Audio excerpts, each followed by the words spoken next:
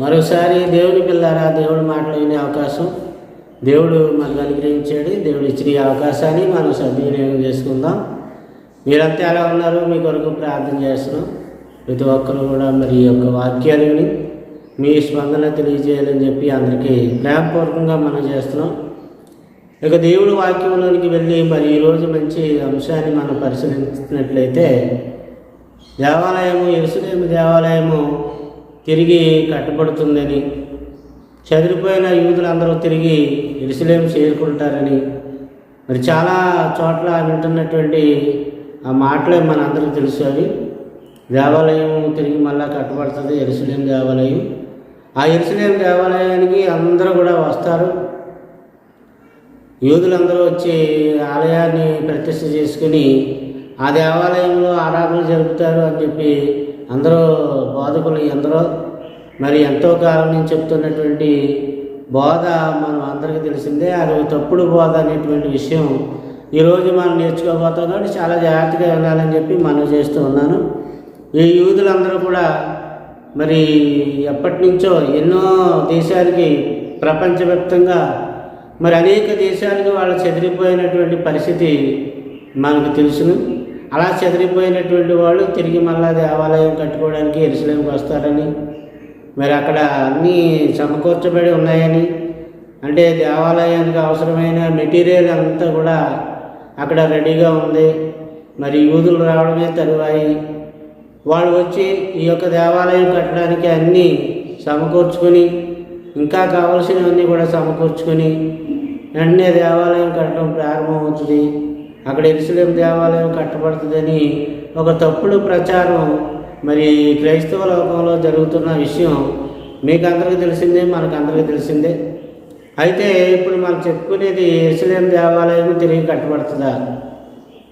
చెదిరిపోయిన యూదులందరూ కూడా తిరిగి మళ్ళా అక్కడికి రాబోతున్నారా? లేకపోతే అది ఆ దేవాలయం అనేటువంటిది కట్టబడిందా? అందులోకి యూదులు అనేటువంటి వాళ్ళు తిరిగి వచ్చేసారా? రాబోతున్నారా? అది భవిష్యత్తులో జరిగేదా? ఆల్రెడీ జరిగిపోయిందా? అనే విషయాలు ఈరోజు మీతో పంచుకోవాలని నేను సిద్ధపడి ఉన్నాను. కనుక జాగ్రత్తగా ఉన్నాలని మీకు అందరికీ ప్రభుపేట మనం చేస్తూ ఉన్నాను. మనందరికీ తెలుసు, బైబిల్ మనకు తెలియజేస్తున్న సమాచారంలో ముఖ్యంగా 3 దేవాలయాలు మరి కట్టబడినటువంటి దేవాలయాలు మనకి చరిత్రలో మనకు కనిపిస్తున్నాయి. అందులో ఒకటి సొలొమోను కట్టినటువంటి దేవాలయం గురించి మనందరికీ తెలుసు. ఆ దేవాలయం కట్టడం కోసం దావీదు ఎంతో మరి ప్రయాసపడి సిద్ధపాటు చేసి బంగారమును, వెండిని, ఇత్తడిని, ఇనుమును, కలప ఇలా కావాల్సిన మెటీరియల్ అంతా కూడా మరి దావీదు సమకూర్చి దేవాలయము దేవునికి కట్టాలనుకున్నాడు. నేను ఎంతో గొప్ప మందిరములలో నివసిస్తున్నాను, నగరంలో నివసిస్తున్నాను, నా దేవుడు మందసం డేరాల్లో ఉండిపోయింది, మరి దేవుడికి నేను ఒక మంచి మందిరాన్ని నిర్మించాలి అని చెప్పి దావీదు అనుకున్నటువంటి ఆ ఉద్దేశం నెరవేర్చడానికి అన్నీ సమకూర్చాడు. కానీ దావీదు నువ్వు కట్టడానికి వీల్లేదు, నీ గర్భంలో జన్మించబోయేటువంటి కుమారుడు సొలొమోను మరి దేవాలయాన్ని కడతాడు. అందులోనికి ఆ యొక్క దేవాలయం కట్టబడిన తర్వాత అందులో యూదులందరూ ఆరాధించుకోవడానికి, బలులు అర్పించుకోవడానికి వస్తారని చెప్పేసి అతనికి ప్రవక్త ద్వారా పంపబడిన వర్తమానం, దేవుడి వర్తమానం మనకు అందరికీ తెలిసిందే. అయితే సొలొమోను రావడం జరిగింది. ఆ సొలొమోను దేవాలయం నిర్మించడం జరిగింది చాలా అద్భుతమైన రీతిగా. ఆయన ఒక 20 ఎకరాలు సుమారుగా మరి స్థలాల్లో యెరూషలేము సెంటర్లో 20 ఎకరాలు సుమారు తీసుకుని మంచి ప్లేస్ తీసుకుని ఆ ప్లేస్లో దేవునికి మహిమార్థమైన మంచి దేవాలయం, స్వర్ణ దేవాలయం లాంటి గొప్ప దేవాలయం కట్టడం మనందరికీ తెలిసిందే. అయితే ఆ దేవాలయం సొలొమోను చేత కట్టబడిన దేవాలయము మరి అనతి కాలంలోనే అది కాల్చివేయబడింది, కూల్చివేయబడింది. దాన్ని నెబుకద్నెజరు రాజు, బబులోను మహారాజు, బబులోను సామ్రాజ్యానికి చక్రవర్తి అయిన ఆ నెబుకద్నెజరు కాలంలో దేవాలయం కూల్చడం, కాల్చేయడం, దేవాలయంలో ఉన్నవన్నీ పట్టుకుపోవడం జరిగిందన్న విషయం మనందరికీ తెలిసిందే. మళ్ళా దేవాలయాన్ని తిరిగి ఎజ్రా, నెహెమియా, ఈ జెరుబ్బాబెలు నాయకత్వంలో తిరిగి మళ్ళా వాళ్ళు కట్టడం, ఆ దేవాలయాన్ని వాళ్ళు మళ్ళీ నిర్మించడం మరి జరిగిన విషయమే. పునర్నిర్మాణం వాళ్ళు దేవాలయం మరి కట్టడం కొరకు వాళ్ళు ఎంత శ్రమపడ్డారో ఎజ్రా గ్రంథంలో, నెహెమియా గ్రంథంలో మరి రాయబడిన విషయాలు మనందరూ తెలిసినవి. అవి క్రీస్తుకు పూర్వం 587 సంవత్సరంలో మరి తిరిగి మళ్ళీ అది పునర్నిర్మాణం జరిగిన విషయం బైబిల్ గ్రంథ చరిత్రలో మనకు తెలిసిన విషయాలే. అలాగే మరలా వాళ్ళు కట్టినటువంటి దేవాలయం కూడా మరలా అది శిథిల వ్యవస్థ వచ్చేసేది. అది కూడా మళ్ళా శత్రువులు దాన్ని శిథిలం చేసి దాన్ని శుభ్రంగా శిథిలం చేసేసి దాన్ని మరి కాల్చేసిన పరిస్థితి తెలిసినప్పుడు మరలా దేవాలయం మరలా వాళ్ళు నిర్మాణం చేసుకుని రెండవ మారు కూడా దాన్ని మళ్ళా నిర్మాణం చేసుకున్నారు. అలాగా యేసుక్రీస్తు ప్రభువారు వచ్చేటప్పటికి ఉన్న దేవాలయం మరలా తిరిగి కట్టబడిన దేవాలయంగా, అది హేరోదు నాయకత్వం, హేరోదు కట్టినటువంటి దేవాలయం మూడోసారి మళ్ళా వాళ్ళు నిర్మాణం చేసింది. అప్పుడు యేసు ప్రభువారు కూడా మత్తయి సువార్త 24వ అధ్యాయంలో రాయి మీద రాయి ఒకటైనా కూడా లేకుండా ఈ దేవాలయం శిథిలమైపోద్ది అని చెప్పబడిన విషయం మనందరికీ తెలిసింది. అది సుమారుగా క్రీస్తుకు పూర్వంలో ఆ యొక్క మాట చెప్పడం, ఆ యొక్క దేవాలయం మరి మళ్ళా క్రీస్తు శకం 70లో తిరిగి కట్టబడడం అనేటువంటిది జరిగింది. ఇవన్నీ దేవుని వాక్యం మనకు తెలియజేస్తూ ఉంది. అయితే వాక్యాలు మనం పరిశీలించినట్లయితే సొలొమోను కట్టిన దేవాలయం గురించి అపోస్తుల కార్యములు 7వ అధ్యాయంలో 48 నుంచి చూసినట్లయితే, ఆకాశం నా సింహాసనము, భూమి నా పాదపీఠము, మీరు నా కొరకు ఎలాంటి మందిరమును కట్టుదురు, నా విశ్రాంతి స్థలము ఏది, ఇవన్నీ నా హస్తకృష్యములు కావా అని ప్రభువు చెప్తున్నాడు అని ప్రవక్త పలికినటువంటి మాటలు. ఆయన ప్రవక్త చెప్పిన మాటల ప్రకారంగా సర్వోన్నతుడైన దేవుడు హస్తకృతములైన ఆలయాలలో నివసింపడని మరి ఆ వాక్యం మనకి తెలియజేస్తుంది. ప్రియులారా, ఆలోచన చేయండి.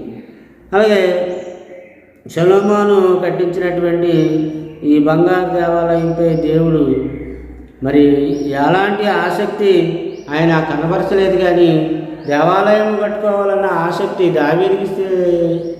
దావీదుకి కలిగింది. కానీ నాకొక దేవాలయం కావాలనే ఆసక్తి దేవుడు కోరి కట్టమన్నా చెప్పింది కాదు. అంటే మానవుని యొక్క ఆసక్తిని బట్టి మానవ ప్రేరణతో కట్టబడినటువంటి దేవాలయం. అందుకే హస్తకృతములైన ఆలయాలలో దేవుడు నివసింపడు అనే విషయం ఈ యొక్క వాక్యం ద్వారా మనం గ్రహించవచ్చు. ప్రియులారా, హస్తకృతమైన ఆలయాల్లో ఉన్నట్టు కదా ఆత్మ అయిన దేవుడు ఆకాశ మహాకాశములు సైతము నన్ను పట్టజాలమని రాజుల మొదటి గ్రంథము 8వ అధ్యాయము 27వ విషయం. నిశ్చయముగా దేవుడు ఈ లోకమందు నివాసం చేయడు, ఆకాశ మహాకాశములు సైతము నిన్ను పట్టజాలవు, నేను కట్టించిన ఈ మందిరము ఎలాగో పట్టును అని మరి సొలొమోను గారు చేసిన ప్రార్థనలోనే మనం చూస్తాం. అయితే ఆనాటి యూదులు యెరూషలేములోని దేవాలయానికి చాలా ప్రాముఖ్యత ఇచ్చినటువంటి వారని మనందరికీ తెలిసిందే. వాళ్ళు చాలా ప్రాముఖ్యత ఇచ్చేవారు ఆ దేవాలయానికి. మరి స్టెఫను దానికి వ్యతిరేకంగా మాట్లాడాడన్న ఉద్దేశంతో వారు అతన్ని కూడా అతని మీద నేరం మోపి, యెరూషలేము దేవాలయానికి వ్యతిరేకంగా మాట్లాడుతున్నాడన్న నేరం అతని మీద మోపి అతన్ని చంపిన విషయం మరి దేవుడి వాక్యం మనకు తెలియజేస్తూ ఉంది. ఈ అపోస్తుల కార్యంలోనే 6వ అధ్యాయము 7వ అధ్యాయం మనం చూస్తే అపోస్తుల కార్యం అతన్ని ఎలా చంపారో 7వ అధ్యాయంలో కూడా రాయబడింది. అయితే ప్రాముఖ్యమైనది దేవాలయము కాదు, కానీ దేవాలయములో పేరు ఉన్న దేవుడే అనే మరి కర్మకాండ, వాళ్ళు సంస్కారాలు ఒకటే విధేయత చూపుతూ వచ్చారు. పవిత్రతతో కూడినటువంటి జీవితానికి గొప్ప స్థానం ఉందని తన నమ్మకాన్ని తెలియజేసే రీతిలో మరి అతడు మాట్లాడాడు. అంటే దేవాలయం కాదు, మనుషులు ముఖ్యమైన వాళ్ళు, దేవాలయంలో మనం ఎలా నడుచుకుంటున్నాం నడవడిక ముఖ్యమైనదని చెప్పాడు. అలా చెప్పినందుకు దేవాలయానికి వ్యతిరేకంగా మాట్లాడుతున్నారని వాళ్ళు చంపడం జరిగింది. అయితే ఇక్కడ తన యొక్క విశ్వాసము పాత నిబంధన గ్రంథానికి మరి అనుకూలంగా ఉందని చూపడానికి, అంటే అననుకూలంగా ఉందని చూపడానికి మరి వాళ్ళు అతని మీద దాడి చేశారు. అతడు యెషయా గ్రంథము 46వ అధ్యాయంలో 1 నుంచి రాయబడిన 2 వచనాలు చూసినట్లయితే యెహోవా ఈ విధంగా అంటూ ఉన్నాడు, ఆకాశము నా సింహాసనము, భూమి నా పాదపీఠము, మీరు నా కోసము కట్టగలిగినటువంటి నివాసం ఏపాటిది, నా విశ్రాంతి స్థలము ఎక్కడ ఉంటుంది, నేను నా చేతులతో వీటన్నిటినీ చేశాను కదా, అంటే ఇవన్నీ నా హస్తకృతములే కదా, నా హస్తకృతములైన వాటిల్లో నేను నివాసం చేస్తానా అని ఆ పాత నిబంధన గ్రంథంలో యెషయా 66:1-2 వచనాల్లో ఉన్న విషయం అక్కడ స్టెఫను మాట్లాడాడు. మరి అలాంటి మాటలు విన్న తర్వాత వాళ్ళు అతన్ని హతమార్చిన విషయం మనందరికీ తెలిసిందే, రాళ్ళతో కొట్టి చంపిన విధానం. కాబట్టి ప్రియులారా ఆలోచన చేయండి. యూదులు దేవాలయానికి ఎక్కువ ప్రాముఖ్యత ఇచ్చారు కానీ దేవుడికి ఎక్కువ ప్రాముఖ్యత ఇవ్వలేదు. వాళ్ళు ఈ కట్టడమే గొప్పదనుకున్నారు కానీ ఆ కట్టబడినటువంటి కట్టడంలో దేవుడు ఉండడు. ఆకాశ మహాకాశములు పట్టజాలనేటువంటి వాడు దేవుడు ఆత్మ. ఆ ఆత్మను ముల్లోకాలు కూడా పట్టజాలవు, ఆత్మ అనంతమైంది అని వాళ్ళు గ్రహించలేని పరిస్థితి మనం చూస్తాం. ఇప్పటికీ కూడా చాలామంది దేవాలయమే గొప్పదనుకుని దేవాలయాలు మరి కోట్ల పోసి కడుతున్నారు తప్పించి దేవుని సువార్త ప్రకటించడం లేదు, దేవుడి వాక్యం బోధించడం లేదు. దేవాలయాలకు ఎక్కువ ప్రాముఖ్యత ఇవ్వడం అనేది ప్రపంచవ్యాప్తంగా ఈరోజు మనం చూస్తున్న విషయమే. అలాగని దేవాలయాలు బిల్డింగ్లు కట్టొద్దని కాదు, తగుమాత్రంగా కట్టుకోవాల్సిన అవసరం ఉంటుంది. ఆరాధన కొరకు, అందరూ సమకూడడం కొరకు కొద్దిపాటి దేవాలయాలు నిర్మాణం అవసరమై ఉంటుంది. కానీ అంతకన్నా ముఖ్యమైనది దేవుని ఆలయం మానవ దేహమే. మీరు దేవుని ఆలయమై ఉన్నారని, దేవుని ఆత్మ మీలో నివసించుచున్నాడని మీరు ఎరగరా అంటాడు. కాబట్టి ఈ భౌతిక దేవాలయాలు ప్రాముఖ్యం కాదు, నిజమైనటువంటి ఆత్మ దేవాలయమే ప్రాముఖ్యమైనదని దేవుడి వాక్యం తెలియజేస్తుంది. ఇది దేవుని యొక్క వాక్కు. ఎవరైతే వినయము కలిగిన హృదయం కలిగిన భయభక్తులు కలిగిన హృదయం కలిగి నా మాటలు విని వణుకుతూ ఉంటారో వారే నేను దృష్టించుచున్నాను, నా దృష్టి వారి మీదే ఉంటుంది అన్నాడు. ఈ మాటలు స్టెఫను ఎత్తి చెప్పకపోయినా అవి అతని మనసులో ఆ సమయంలో ఉండవచ్చు అన్నమాట. ఆ మాటల్లో వారు విన్న వారికి వర్ణించినటువంటి వారికి అతని ఎదుట ఉన్నటువంటి యోధా నాయకులకు ఎంత వ్యత్యాసం ఉందో అతడు చూడగలిగాడు. అతడు మనసులో ఉన్నటువంటిది అతడు చాలా చూసినంత వల్లే, అతడు అలా చూసినందువల్లే అతని హృదయంలోని పరిశుద్ధాత్మ ఆవేశం కారణంగా కూడా తర్వాత మనం చూసినట్లయితే అతడు కఠినంగా మరి తీవ్రంగా మాట్లాడసాగాడు. అప్పుడు అతను మాట్లాడినటువంటి ఆ కఠినమైన మాటలకు వాళ్ళు అతన్ని రాళ్ళతో కొట్టి చంపడం జరిగింది.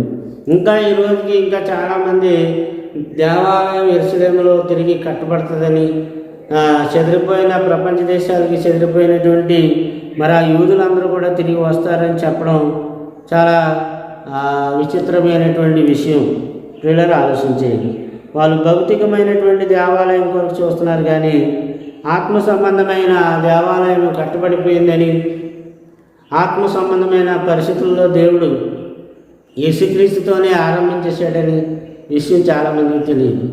మరి ఏ రోజు కట్టించిన దేవాలయం సుమారు 46 సంవత్సరాలు దీన్ని కట్టితే నీవు 3 రోజుల్లో దీన్ని లేపుదవా అని యేసుప్రభువు వారి మీద వారు మాట్లాడడం మనకి యోహాను సువార్త 2:20 మనం చూడవచ్చు. కనుక దేవాలయమును గురించి దేవుని వాక్యం మనకి ఏం తెలియజేస్తుందంటే, వారు ముఖ్యంగా వారు కట్టారే కానీ దేవుడు దాన్ని కోరుకోలేదని మనకు అందరికీ అర్థం. అంతేకాదు, వారు కట్టించినటువంటి దేవాలయంలో దేవునికి అనుకూలమైనటువంటి కార్యక్రమాల కంటే దేవుణ్ణి విసిగించే కార్యక్రమాలు, పాప కార్యక్రమాలు, వాళ్ళు నచ్చిన కార్యక్రమాలు ఎక్కువగా చేయడం దేవుడికి నచ్చని పని. అందుకే దేవుడు ఏమంటాడంటే, యెహోవా ఆలయమని మీరు చెప్తున్నారే, ఈ స్థలము యెహోవా మందిరమని మీరు చెప్తున్నారే, ఈ స్థలము దేవుని ఆలయమని మీరు చెప్తున్నారే, ఈ మోసకరమైన మాటలు ఆధారం చేసుకొనకండి అని చెప్పుకొచ్చాడు. ఈ మోసకరమైన మాటలు ఆధారం చేసుకోవద్దు అని దేవుడు ఆ మందిరముని గురించి విసుగు చెంది, మరి బైబిల్లో అనేక సందర్భాల్లో మాట్లాడినటువంటి మాటలు మనకి ఇర్మియా గ్రంథంలో మనకు అనిపిస్తాయి 7వ అధ్యాయంలో. అలాగే మొదటి రాజుల గ్రంథం 9వ అధ్యాయము 7వ వచనంలో, నేను ఇశ్రాయేలుకి ఇచ్చిన ఈ దేశంలో వారిని ఉండనీయక వారిని నిర్మూలం చేసి నా నామము కొరకు నేను పరిశుద్ధపరిచిన మందిరమును నా సముఖంలో నుండి కొట్టివేసేది. ఇశ్రాయేలు సర్వజనుల్లోని చెదరపోయి సామెతగాను హేళనగాను ఉందరు అని చెప్పాడు. కాబట్టి ఈ మాటలు బట్టి చాలామంది ఇశ్రాయేలు చెదరిపోయారు కదా, వాళ్ళు ఇంకా తిరిగి రాలేదు అనుకుంటున్నారు. దేవాలయం మరి కాల్చివేయబడ్డాయి కదా, అనేక పర్యాయములు ఆ దేవాలయం మళ్ళీ తిరిగి ఇంకా కట్టబడుతుందని ఇంకా ఎదురు చూస్తూ ఉన్నారు. కానీ ఆత్మ సంబంధమైన దేవాలయం కట్టబడిపోయింది. ఆ దేవాలయం కట్టినవాడు యేసుక్రీస్తే. మరియు నువ్వు పేతురువు, ఈ బండ మీద నా సంఘమును కట్టుదును, కట్టబడిన దేవాలయం సంఘమే అనే విషయం చాలామందికి తెలియకుండా వాళ్ళ మనోనేత్రాలు గుడ్డితనం చేయబడ్డది. కనుక ప్రియులారా, ఆలోచన చేయండి. ఇలాంటి తప్పుడు బోధలు ఇప్పటికీ అనేక మంది బోధిస్తూనే ఉన్నారు. కనుక ఈ మందిర మార్గమున వచ్చి వారందరూ కూడా దాన్ని చూసి ఆశ్చర్యపడి, ఇవి ఈసీ అని యెహోవా ఈ దేవాలయమునకు ఎలాగో ఎందుకు చేశానని అడుగుదురు. దేవుని ధర్మశాస్త్రమును ఆయన ఆజ్ఞలను మరచి అన్యదేవతల తట్టు తిరిగి దేవునికి మనస్తాపం కలిగించిన ఇశ్రాయేలీయులకు దేవుడు సహించలేక వారిని చెదరగొట్టాడు. అంతేకాదు, వారు పరిశుద్ధ స్థలముగా ఎంచిన మందిరములో సైతము హేయక్రియలు చేయించి వచ్చారు. దేవాలయంలో కూడా వాళ్ళు హేయక్రియలు చేయించి వచ్చారు. కాబట్టి ముమ్మారు ఆ దేవాలయంలో కట్టుకున్నారు. కానీ ఆ ముమ్మారు కట్టబడినటువంటి దేవాలయాలు శత్రువులు రావడం, దేవాలయం తగలబెట్టి దాన్ని పట్టుకుపోవడం, బంగారం పట్టుకెళ్ళిపోయి శిథిలం చేయడం, మళ్ళీ ఇల్లు కట్టుకోవడం, మళ్ళీ అందులో హేయకృత్యములు చేస్తూ ఉండడం. మలాకీ గ్రంథము 2వ అధ్యాయం 11వ వచనంలో చూస్తే మనకు ఆ మాటే రాయబడుతుంది. వాళ్ళు దేవుని మందిరములో కూడా మరి హేయకృత్యములు వాళ్ళు ఎలా జరిగించారు అన్న విషయం మరి మలాకీ గ్రంథంలో రాయబడింది. ఏమని? యోధావారు ద్రోహులైన ఇశ్రాయేలు వారి మధ్య యెరూషలేములోని హేయక్రియలు జరుగుతున్న యోధావారు యెహోవాకు ప్రియమైన పరిశుద్ధ స్థలమును అపవిత్రపరిచి అన్యదేవతల పిల్లలను పెళ్లి చేసుకుంటూ వచ్చారు అని చెప్పి అంటూ ఉన్నాడు. అంటే ప్రియమైన దేవుని పిల్లలు ఆలోచన చేయండి. మరి ఆ యోధావారు అలాగే చేసిన కారణాన్ని బట్టి ఆ యొక్క దేవుని మందిరము వాళ్ళు అపవిత్రపరుస్తూ అపవిత్ర కార్యక్రమాలు అందరూ జరిగించుకుంటూ వచ్చారు. అందుకే దేవుడు అసలు ఆ దేవాలయం భౌతికంగా దేవాలయం అనేది భూమి మీదే లేకుండా కదిలే దేవాలయాలు, అంటే దేవాలయాలు దేహాలే, మనిషి దేహమే దేవుని ఆలయము. ఆత్మ పరిశుద్ధాత్మ అందులో ఉన్నాడు, దేహంలో ఉన్నాడు, దేవుడు ఉన్నాడు, వాక్యం ఉన్నవాడికి రక్షణ ఉన్నవాడు దేవుడు ఉన్నట్టు అని చెప్పుకొచ్చాడు. కనుక యోధావారు ద్రోహులయ్యారు. ఇశ్రాయేలు వారి మధ్య యెరూషలేములోనే అసహ్యమైనటువంటి మరి కృత్యములు వాళ్ళు జరిగించారు. యోధావారు యెహోవాకు ప్రియమైన పవిత్ర ఆలయాన్ని అపవిత్రపరిచారు. విదేశీ దేవతలను, అన్య దేవతలను, వాళ్ళు అన్యులైనటువంటి వాళ్ళు వివాహాలు చేసుకున్నారు, అన్యుల పిల్లలను వివాహం చేసుకున్నారు. అందువలన దేవుడి మాటను వాళ్ళు మీరేరు. కాబట్టి దేవుడు ప్రేమించిన ప్రజల మధ్య ఏమండి, దేవుడు ప్రేమించిన ప్రజల మధ్య ఉంది ప్రేమ, దేవుని ప్రేమ ఆయన ప్రజల మధ్య ఉంది. కాబట్టి తన ఆలయం అంటే ఆయనకు అతి ప్రియమైనటువంటిదిగా కనిపించింది. అతి ప్రియమైన ఆలయాన్ని దేవుడి ఆలయాన్ని అపవిత్రం చేశారు కనుక దేవుని యొక్క ఉగ్రత ఆనాటి ఇశ్రాయేలు ప్రజల మీద దిగుతూ వచ్చింది.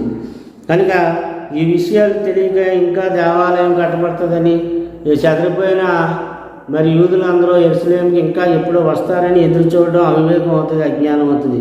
కనుక నేను వారి మధ్య నివాసం ఉంటాను, వారు నాకు పవిత్రమైన నివాసముగా ఉంటారు, వారు నాకు నివాస స్థలమును నిర్మిస్తారు అని చెప్పినటువంటి మాట నిర్గమాకాండం 25వ అధ్యాయము 8వ వచనంలో మరి రాయబడింది ప్రియులారా. కనుక దేవుని వాక్యాన్ని నేర్చుకోవాల్సింది పోయి, దేవుడి మాటలు పరిశీలించవలసింది పోయి, బైబిల్ని ఆదికాండం నుంచి ప్రకటన గ్రంథం వరకు అందులో ఏముంది, దేవుడు ఏం చెప్పాడు అనే విషయాలు తెలుసుకోకుండా నేర్చుకోకుండా అజ్ఞానంగా మాట్లాడుతున్న నేటి అబద్ధ బోధకులు ప్రపంచవ్యాప్తంగా ఉన్నారు.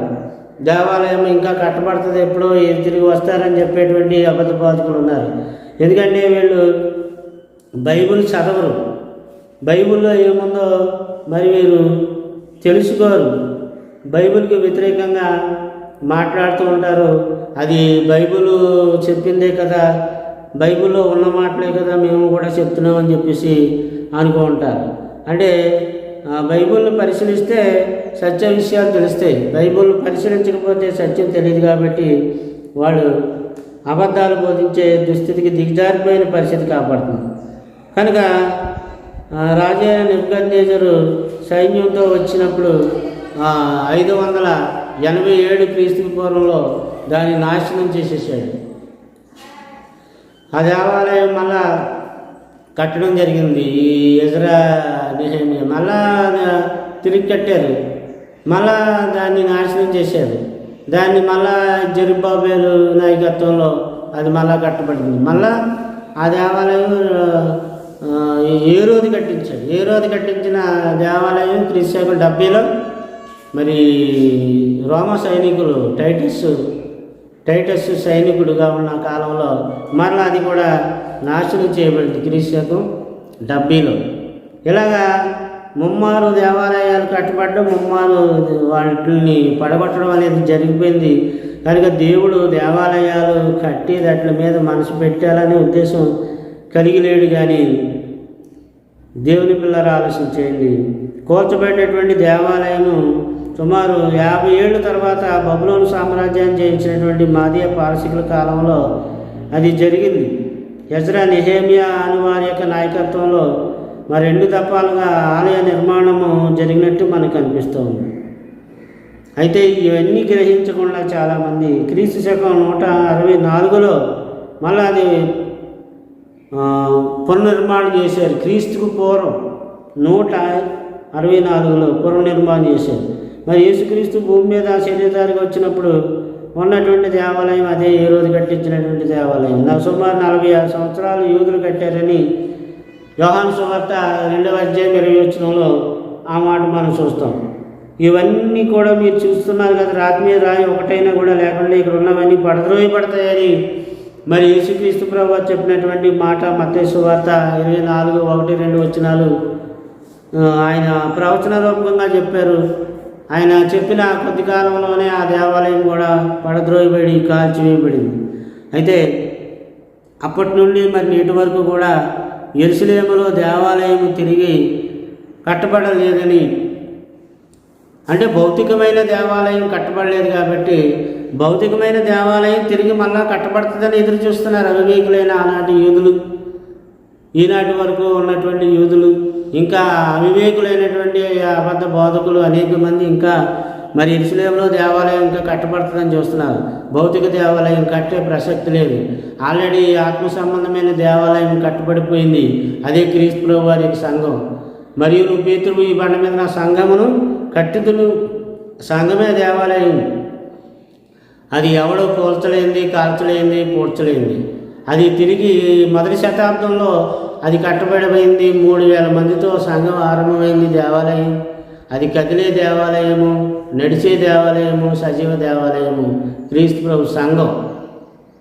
మరి ప్రవాహం వచ్చినట్టు అనేక మంది జనులు అందులోనికి వస్తారు. యెషయా గ్రంథం 2వ అధ్యాయంలోను అది రాయబడింది. అనేక మంది అక్కడ దేవాలయంలోనికి వచ్చిన సందర్భం అక్కడ కనబడుతుంది. అయితే ఆ యూదులు తమ పాపములను ఎల్లప్పుడూ కూడా సంపూర్తి చేయటకై ప్రభు అయిన యేసును ప్రవక్తలను చంపి మమ్మను హింసించి అన్యజనులు రక్షణ పొందటగా వారితో మేము మాట్లాడకుండా మమ్మను ఆటంకపరచుచు దేవునికి ఇష్టలు కాని వారును మనుషులందరికీ విరోధులై ఉన్నారు. దేవుని ఉగ్రత తుదమట్టుకు వారి మీదగా వచ్చును అన్నాడు. కనుక ఈ దేవాలయం తిరిగి కట్టబడుతుందా యెరూషలేములోనికి? మరి మరలా యూదా ప్రజలందరూ యెరూషలేముకు వస్తారా అనే విషయాలు నేను మీకు రేపు కూడా చెప్తాను. మరి మీరు ఈ వాక్యాన్ని వింటూ ఈ మాటలను నేర్చుకుని సత్యం తెలుసుకోవాలని కోరుతున్నాను. మీ అందరికీ వందనాలు.